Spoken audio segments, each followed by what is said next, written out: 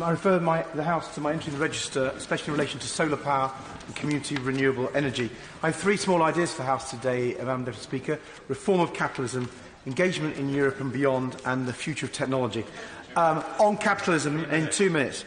On capitalism, people have said we need a system change. They tend to refer to a change in the energy system. I actually think we need to be bolder and go wider. We need to reform our whole economic system, and that requires reform of capitalism.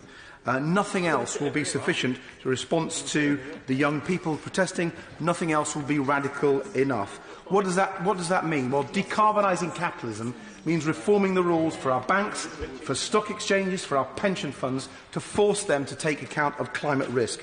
And if people think this is radical, well, the Governor of the Bank of England agrees with it. Mark Carney agrees with it, and many people agree with it, and this government is getting behind the curve on the financial reforms we need, and if we did them, we would radically transform the situation. On European engagement, Madam Deputy Speaker, when I intervened on the Secretary of State for the Environment earlier on, I pointed out that Britain had led climate action at the EU level, and through winning stronger EU action, Britain had influenced the United States and China, and through that we'd influenced the United Nations, and that had led to the Paris Climate Treaty. So actually, action at Europe was critical for global action on climate change. As Minister, I spent 2.5 years of very solid climate diplomacy across the EU, but actually a lot in Warsaw, because Poland was the issue. And we worked with the Poles, we got a compromise, and we moved them over.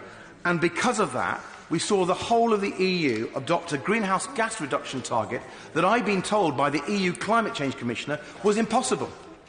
We got right at the far end of ambition, and it was Britain leading up ambition, not going down to the bottom, as is sometimes said about Europe. And if we're at the table, we can make that difference. So I think Brexit, Madam Deputy Speaker, is a climate disaster in itself, because it's reducing the soft power and influence of this country. Finally, on technology, Madam Deputy Speaker, when I became Secretary of State, I was told by the Daily Mail and various other people that renewables were too expensive, and didn't I know that the sun didn't always shine and the wind didn't always blow?